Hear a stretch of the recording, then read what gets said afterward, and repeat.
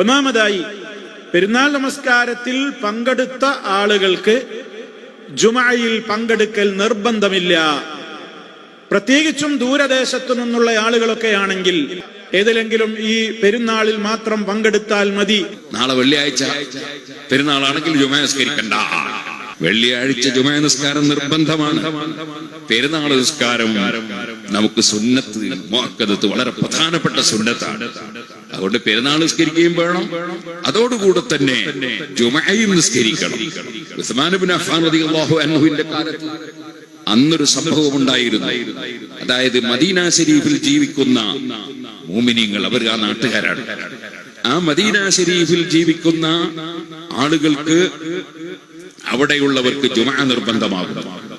എന്നാൽ മദീനയുടെ അപ്പുറത്ത്, ആലിയ, ആ നാട്ടിന്റെ അപ്പുറത്ത് കുറെ ദൂരെ താമസിക്കുന്നവരുണ്ട്.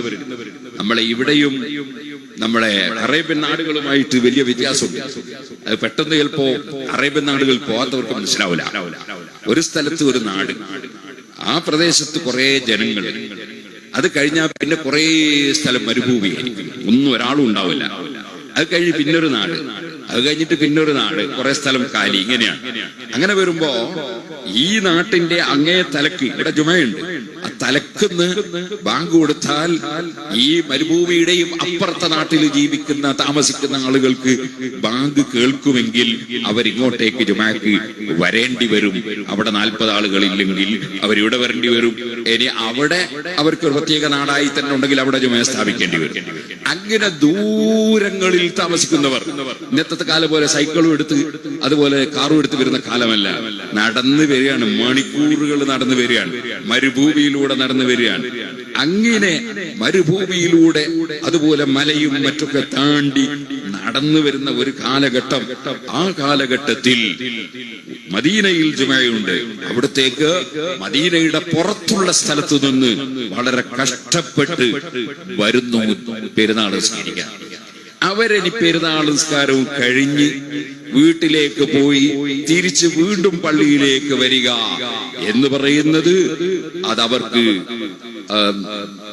എടുക്കാൻ കഴിയാത്ത സംഗതിയാണ്.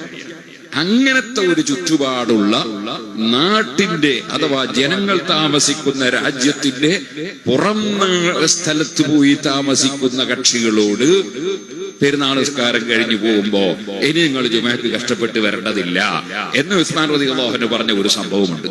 അതിന്റെ അടിസ്ഥാനത്തിൽ അങ്ങനെയുള്ള സ്ഥലത്ത് അവർക്ക് ജുമഅ ഒഴിവാക്കാം എന്ന് ശാഫിഈ മദ്ഹബിലും ഉണ്ട്. നമ്മളെ നാട്ടിൽ അങ്ങനത്തെ ഒരു പ്രദേശം തന്നെ ഇല്ല. നമ്മളെ കേരളത്തിലൊന്നും അങ്ങനെ ഒരു പ്രദേശം തന്നെ ഇല്ല.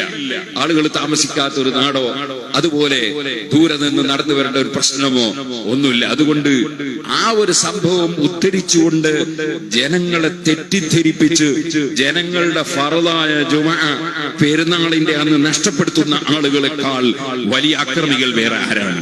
അല്ലാഹുവിന്റെ ദീനിനോട് അക്രമം ചെയ്യുന്നവർ. മുഅ്മിനീങ്ങൾ അത്തരത്തിലുള്ള ഒന്നിലും പെട്ടുപോകരുത്.